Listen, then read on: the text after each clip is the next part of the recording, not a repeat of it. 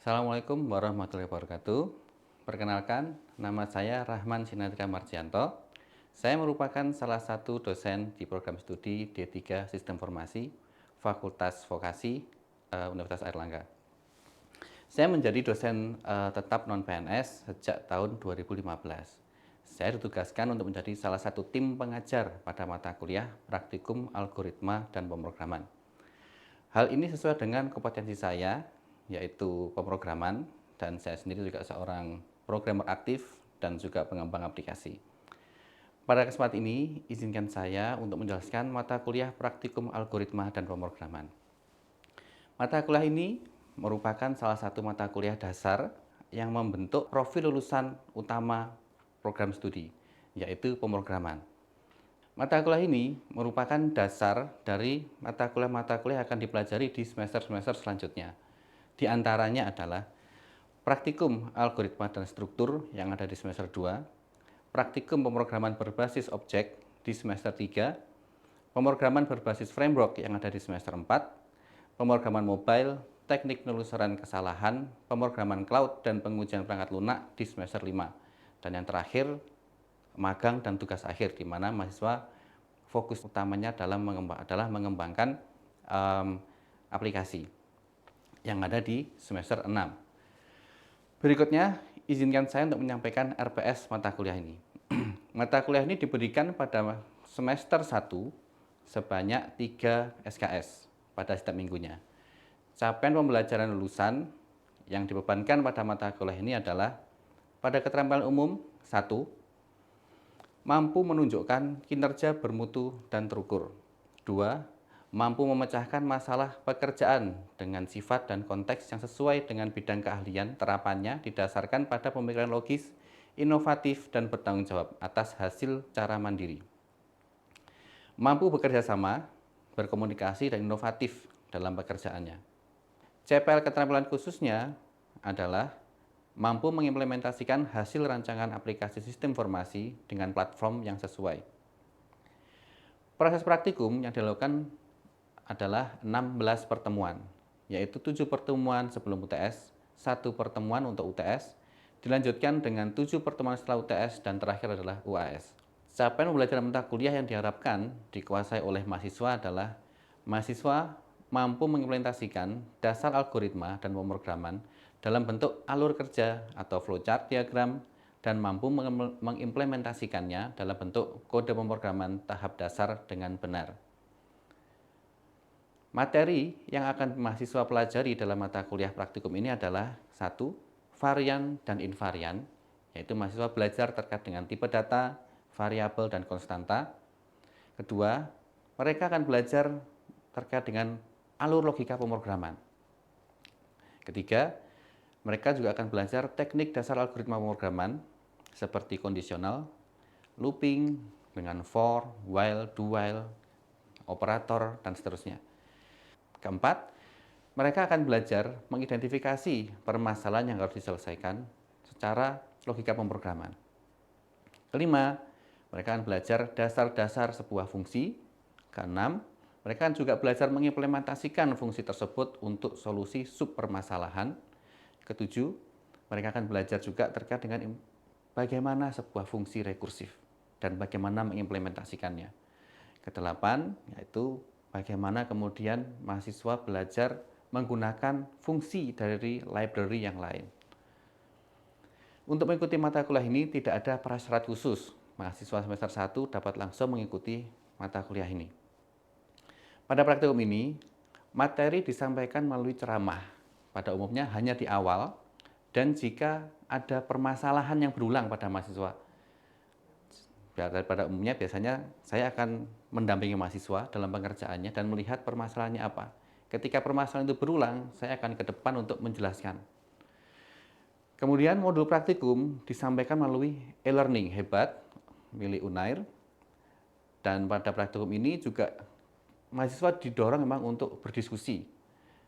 Karena terkadang pembelajaran melalui diskusi dengan teman bisa lebih efektif.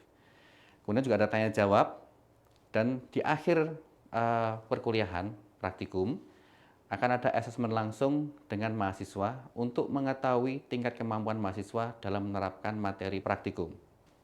Materi pada praktikum ini disampaikan dalam dua fokus kegiatan. Kegiatan pertama adalah fokus dalam mengembangkan atau membangun cara berpikir logik pada mahasiswa. Pada fase ini, mahasiswa belajar menyelesaikan persoalan yang diberikan dengan menggunakan logika berpikir pemrograman yang dituangkan dalam bentuk flowchart. Mahasiswa akan belajar menerapkan algoritma pemrograman seperti conditional, looping, dan operator. Fokus kegiatan ini dilaksanakan pada pertemuan 1 hingga 7. Pada pertemuan 8 hingga 14, mahasiswa akan belajar menerapkan flowchart yang dibangun pada pertemuan 1 hingga 7 ke dalam sebuah script code atau code script dalam bahasa pemrograman Java. Pada fokus kegiatan ini, mahasiswa akan belajar tentang sintaks pemrograman, semantik, dan debugging, tentu pada tahap dasar. Pada setiap akhir pertemuan, selain mahasiswa dilakukan assessment untuk melihat perkembangan masing-masing mahasiswa, mahasiswa juga diwajibkan untuk mengumpulkan hasil pekerjaannya ke dalam e-learning. Pada minggu pelaksanaan UTS dan UAS, mahasiswa mendapat kesempatan untuk melakukan asesmen ulang terhadap pertemuan-pertemuan yang dirasa kurang. Sehingga secara keseluruhan terdapat 16 pertemuan dalam satu semester. Pembagian kegiatan ke dalam dua kegiatan di praktikum ini memiliki tujuan untuk memisahkan antara pembelajaran logika pemrograman dan pembelajaran sintaks dalam bahasa pemrograman. Hal ini merupakan hasil pengembangan metode pembelajaran hasil dari evaluasi pembelajaran tahun-tahun sebelumnya, di mana mahasiswa pada saat itu ketika praktikum langsung menggunakan bahasa pemrograman sejak awal. Pada perjalanannya, mahasiswa menghadapi dua permasalahan, yaitu permasalahan cara berpikir logikanya, cara berpikir logiknya, dan menghadapi terkait dengan permasalahan sintaks. Oleh sebab itu, hasil dari evaluasi pertemuan-pertemuan sebelumnya, dosen PJMK bersama tim memutuskan untuk membagi kegiatan ke dalam dua kegiatan, yaitu kegiatan pertama fokus terhadap pembelajaran logik berpikirnya, pertemuan kedua fokus terhadap pembelajaran sintaks penerapan di bahasa pemrograman. Penilaian akhir pada praktikum ini hanya memiliki dua komponen, yaitu 90% dari rata-rata nilai asesmen pada setiap pertemuannya dan 10% dari soft skill. Nilai soft skill diambil dari satu, kedisiplinan mahasiswa dari kehadiran dalam kelas tepat waktu dan pengumpulan tugas tepat waktu. Nilai soft skill yang kedua diambil dari keaktifan dalam diskusi kelompok, baik di depan kelas maupun di dalam kelompok tersendiri. Dan yang ketiga, soft skill yang kami nilai adalah bagaimana usaha mereka untuk menyelesaikan persoalan yang diberikan dalam modul. Untuk membagikan modul praktikum dan pengumpulan tugasnya, pada praktikum ini saya menggunakan media hebat e-learning. Sedangkan untuk presensi dan kartu kendali perkuliahan, saya menggunakan Cyber Campus Airlangga. Di luar kelas ataupun sebelum perkuliahan, saya menjalin komunikasi dengan mahasiswa melalui WhatsApp group. Pada praktikum ini, saya ditugaskan untuk mengampu pertemuan 4, 5, 11, dan 12. Materi pada pertemuan tersebut adalah penerapan algoritma pemrograman looping, for, while, dan do while.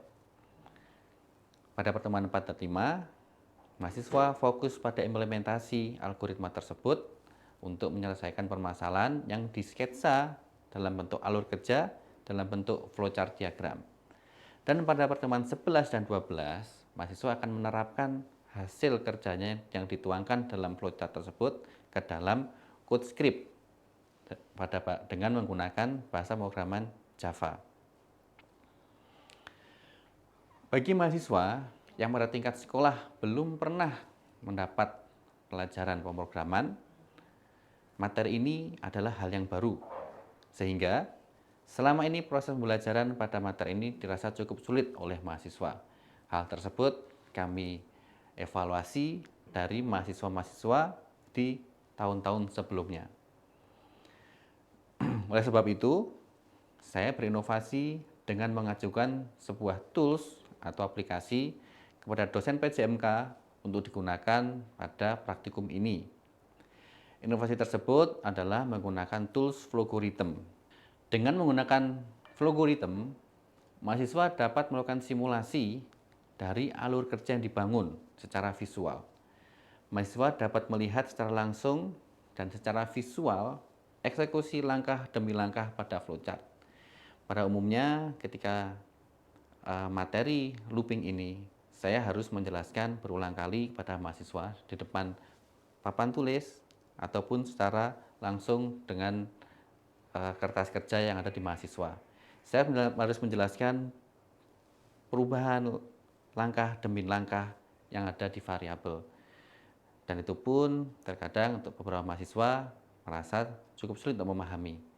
Dengan adanya tools ini dan disimulasikan secara visual, mereka bisa melihat secara langsung perubahan dari semua variabel yang ada di dalam looping, sehingga itu dapat membantu mereka untuk memahami bagaimana looping bekerja.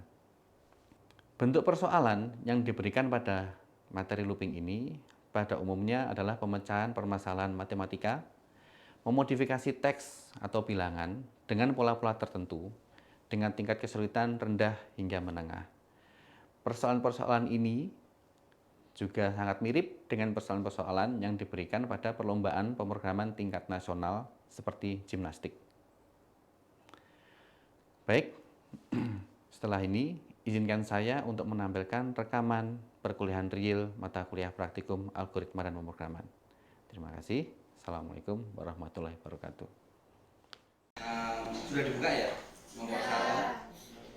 Sama ya, istilahnya kita masuk ke selanjutnya.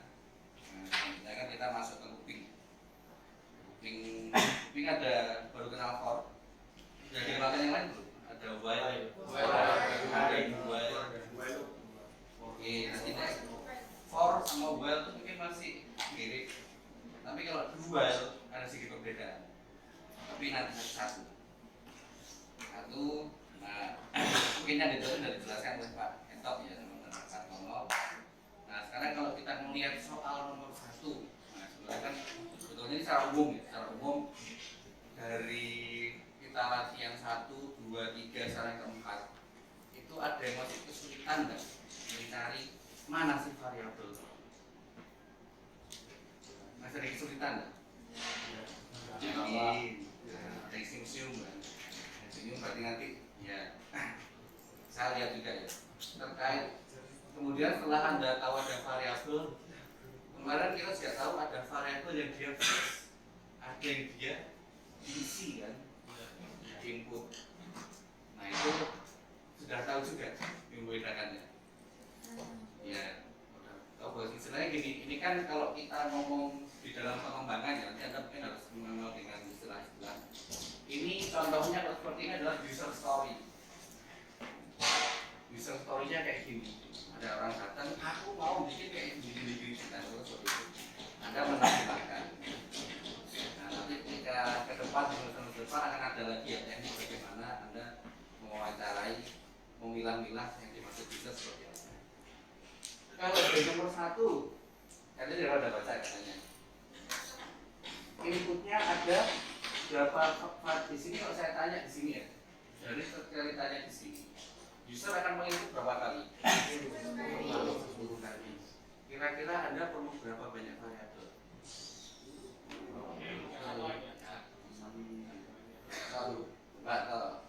8 kan 10 nilai ya diinput. 8 bebek tersisa sebanyak 8 nilai. 8 kan data inputan. Inputan yang 9 apa? Rata-rata bebek. Inputan yang terakhir selisih perbedaan variabel panggilan. Oke. Kira-kira kalau dari sini, Anda kan sudah belajar looping ya? Di teori, nanti di praktek loh. Kira-kira Anda perlu berapa variabel? minimal minimal aja minimal. Kan kadang-kadang kalau ada pengembangan pasti ada, saya perlu variabel temporary kan kadang gitu ya. Tapi kalau dari sini saya keluar berapa? Ada yang 4, ada yang 3, ada yang 1. Wah, luar biasa. Tentu satu. Saya nggak memang kalau perempuan saya 1 sih. Kalau 2 dia nggak suka.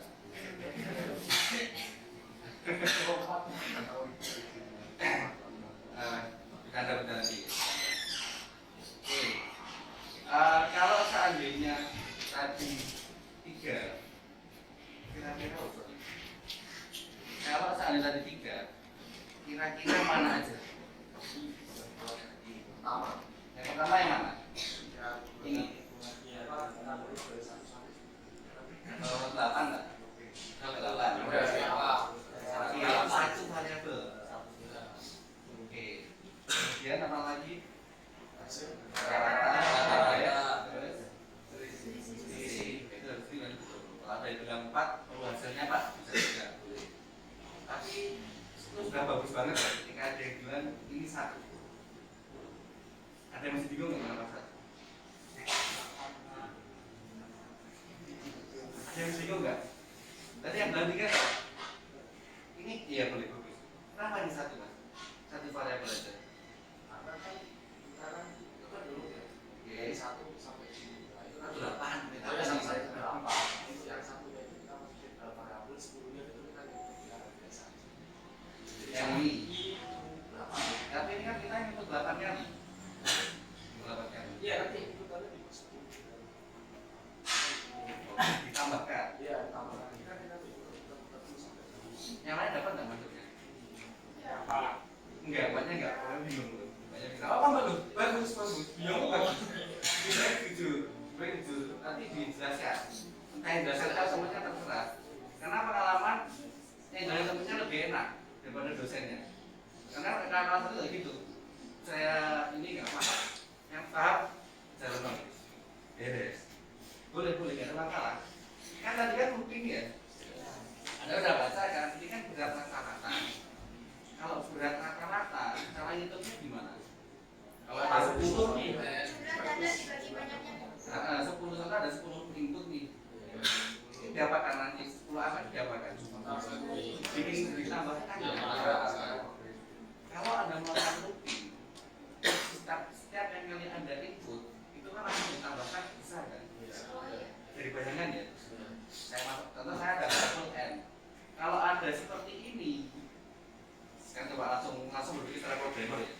Ada seperti ini, seandainya nilai akan menerima 8 nilai inputan ini adalah N. Apakah N itu harus diberi nilai awal atau enggak? Karena selama ini kan Anda beri cuma integer N. Nah sekarang kalau seperti ini, Anda melakukan satu langkah lagi. Harus apa? Diberi nilai awal kan? Berapa nilai awalnya? Kalau seandainya tidak ada nilai awal apa yang terjadi? Harus jumlah. Karena dia kalau kita diberi nilainya adalah undefined. Dia pada error langsung roll. Nah, mereka Anda sudah menggunakan flow itu enggak. Kalau ada gambar itu nggak akan tahu. Tapi yang menggunakan flow itu langsung ketahuan ada error. Itu sudah bagus ya, sudah sangat bagus sekali. Anda sudah memahami bagaimana cara kerja loop. Karena saya tanya, kalau loop pakai for, mulainya dari berapa sampai ke berapa? Nah, 1 sampai 8. Iya benar. Sampai 8. Tapi sekarang Anda belajar sebagai seorang programmer. Seorang programmer nilai pertamanya angka berapa? Angka 0. Kalau angka 0 berarti nanti Anda berputar mulai dari 0 sampai 9.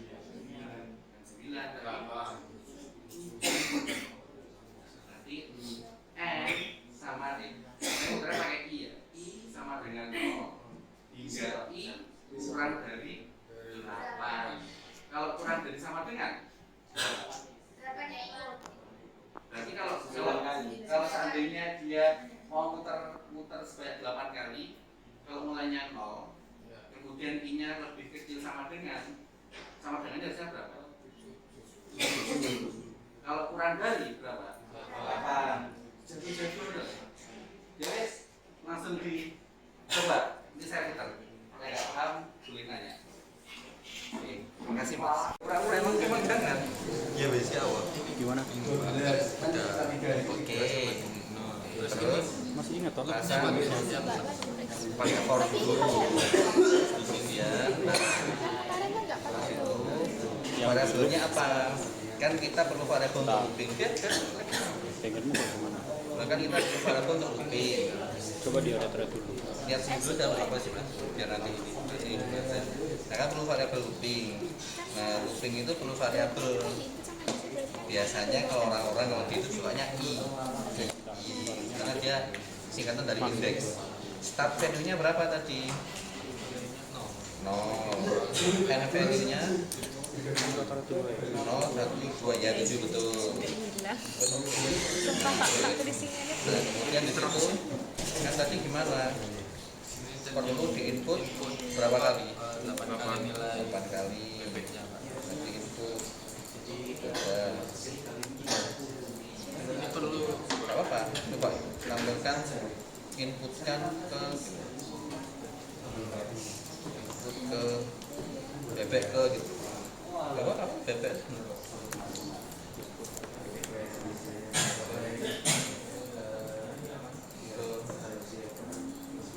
Tanda petik.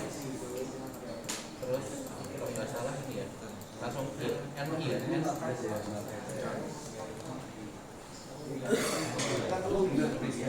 1 udah. Nomor 1 pun udah ya. Nanti baru input. Oh iya. Itu kayaknya perlu tambahan lagi. Perlu tambahan.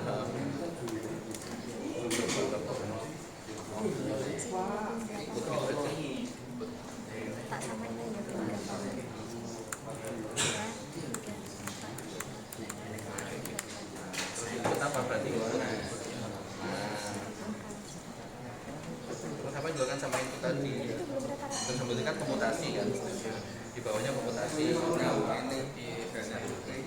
Apa desain? Bukan rata-rata tapi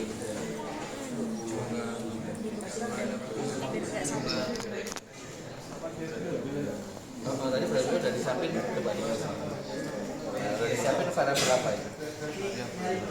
Nah, berarti sama dengan A sama dengan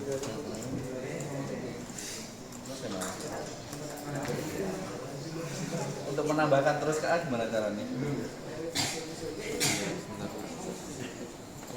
Terus menambahkan A ke A itu biasa ono A ke A. Cari tahu. Terima kasih.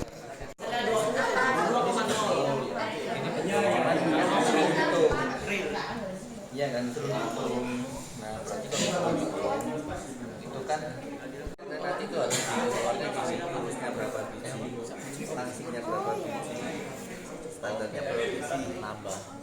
Nah berarti gimana caranya? Kira-kira gitu loh. Kalau udah bener, cuma di sini harus diapakan? Iya aja di kok. Berarti Ya kan tadi dari berawal variabel atau dari berapa variabel? Kalau kan bisa disuruh hitung lurus, langsing, standar, tak. Mau ditanya 5. Jadi perlu berapa variabel? 5.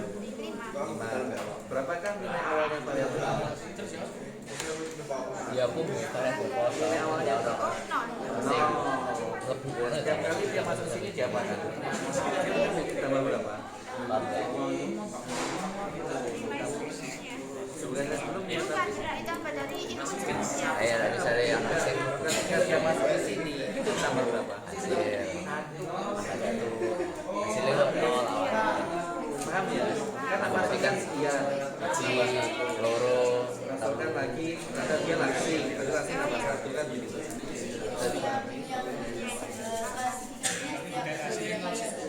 Kalau misalnya saya pengen lihat outputnya itu kurus sama dengan berapa jurusan? Bisa, nanti akhirnya tinggal outputnya nomor langsing kan. Isi output sini berarti kan kurus berapa Apa dan apa gitu ya? kurus berapa, Iso. langsing berapa, standar berapa. Terima. Hah? Jabatan nomor 1. Iya. Tapi gak boleh terima orang ya. Koma gak boleh terima koma. Saya mau nanya aja nih tadi. Kenapa kok di sini? Begitu. Bentar. Klasifikasi sama dengan Ini ada yang salah nih. Masih ada yang salah di situ. Oh enggak sih. Enggak sih, enggak salah, cuma medeni. Enggak, cuma ini terlalu menakutkan. Saya tanya kenapa kok bisa dengan nol? sebenarnya selain bisa mengawali. Jadi di awalnya itu kan nanti kan ini diproses ditambah sama beratnya yang saya ikuti. Oke, kalau seandainya dia nggak dikasih bisa nol, kenapa? Berarti dia nggak bisa mengawali. Karena Saya nggak tahu ini itu. dengar nggak mas? Dengar nggak mas? supaya bisa mengawali. Makasih mas. Jadi kan ini sebetulnya kita dapat kelas pertemuan ya. Dapat kelas pertemuan. Kita melatih logika itu di 1 sampai ke 7 sampai ke sebelum UTS nanti. Itu kita benar-benar melatih bagaimana bikin logikanya. Makanya kita belum menggunakan code, tapi menggunakan algoritma. Itu melatih logika Anda. Makanya saya sampaikan minimal itu dapat 4 ya. Coba Anda lihat lagi apa itu variabel, tipe data ini apa, kenapa kok saya inputkan ini ke error. Kita harus sudah mulai memahami, besok sudah 5, terkait nanti ketemu lagi, itu melatih Anda untuk berpikir logik. 8 sampai 14 nanti Anda tuh mengimplementasikan itu ke dalam bahasa pemrograman. Sebetulnya sama aja, cuma bedanya kenapa kok kita memutuskan untuk menggunakan algoritma. Itu karena kalau kita langsung menggunakan coding, Anda akan mengalami 2 kesulitan. Logikanya Anda mungkin juga kesulitan. Yang kedua nanti ada syntax error. Syntax itu kayak grammarnya gitu. Grammar itu salah. Nah, makanya akhirnya setelah dari kelas Anda dulu ya, itu kami terus Anda itu akhirnya berarti emang harus logiknya dulu biar Anda tidak pusing sama. Nanti kalau langsung ke coding, bingung Anda yang salahnya logiknya atau sintaksnya. Nah, sekarang udah jelas kan, Anda logiknya udah belajar logik dulu. Setelah pertimbangan dan tiba-tiba kita belajar sintaksnya. Dipahami ya? Oke. Bahasanya kita mungkin masih menggunakan Java. Kenapa pakai Java? Karena ada tipe data. Kalau kita pakai PHP itu nggak pakai tipe data, lebih sulit nanti Anda. Tapi kita kalau saat ini kakak kelas Anda itu biasanya 2 bahasa, PHP sama JavaScript. Tapi karena menggunakan Node.js naik ke atas, kita menggunakan TypeScript akhirnya. TypeScript. Jadi untuk backend itu kerjaannya PHP, TypeScript. Mungkin nanti dengan Python ada Python. Kalau yang front end itu ya CSS, JavaScript CSS. Kalau TypeScript itu sebenarnya JavaScript, cuman dia JavaScript itu seperti PHP yang pakai tipe data. Dengan TypeScript dipaksa menjadi tipe data.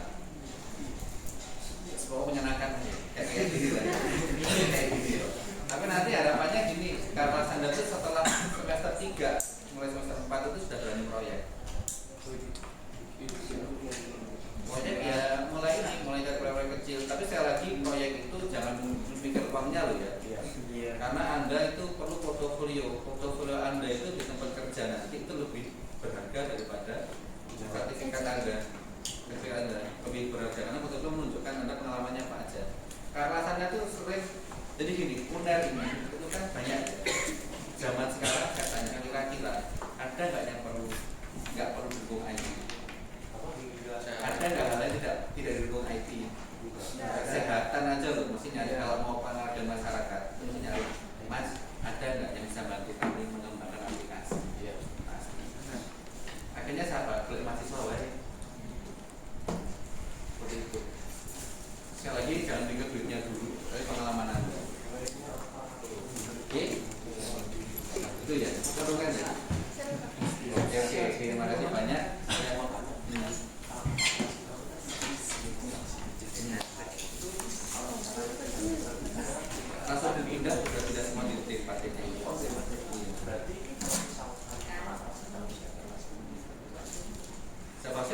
karena itu basic. Tergantung cuma saya Pak Etok, yang pasti ini kita harus belajar bahasa yang agak kaku terkait tipe data. Nanti kalau sudah ke PHP itu nggak tipe data, bingung nanti Anda kalau nggak terbiasa. Python itu dengan Pak Etok aja, saya belum pernah pakai Python. Jadi nggak pakai sebelas Kenapa? C++ kayaknya kita enggak. C++ itu banyak di server. C itu memang dia kencang ya. Biasanya dia untuk IoT itu pakai C. Kalau yang berasal seperti C++ itu tadi TypeScript. Nanti kita menggunakan Golang. Jadi nanti di semester kan ganjil kenapa? Itu semester 5 mungkin. Semester 5 itu kita akan belajar pada mata kuliah itu yang istilahnya bahasanya mengikuti tren. Kan trennya kan JavaScript. Nanti mungkin ketika mau Golang mulai main ya kita mau Golang, jadi kita mengikuti tren karena istilahnya ketika Anda keluar itu diharapkan kan sesuai sama industri. Yang pusing siapa? Dosen ya yang pusing. Belajar baru terus, tapi itu masalahnya kita harus mengikuti industri. Karena kalau enggak, nanti repotnya ketika Anda keluar yang dibutuhkan itu berbeda dengan industri, itu bahaya. Kayak kemarin Mas kita tahun 2018 itu memutuskan untuk menggunakan Laravel. Waktu kita survei ke teman ke industri bilangnya jangan Pak, Indonesia pasti pakai CI. Cuma di internet itu kok Laravel semua. Ya kita mau beranikan diri berubah Laravel. Pas kakak kelas Anda semester 5 magang kan? Semua minta Laravel. Ini balik klub semua minta Laravel. Untung itu benar-benar untung. Kalau enggak itu dia kasihan. Nah, makanya sekarang karena sekarang sudah di D4TI, kita Anda mempelajari beberapa bahasa lagi. Node.js. Kalau sekarang JavaScript ya kan, pakai Node.js, pakai TypeScript. Mungkin kalau tahun depan bisa Golang bisa, karena Golang itu bahasanya sekarang trennya tuh sama dengan PHP. PHP turun terus, Golang naik. Karena sekarang sesuai sama penggunaan microservice sudah banyak. Kalau Golang itu kenapa sekarang naik? Karena dia kencang, kayak C, pakai di compile. Oke, jadi gitu ya gambarannya ya. Terima kasih banyak. Assalamualaikum warahmatullahi wabarakatuh.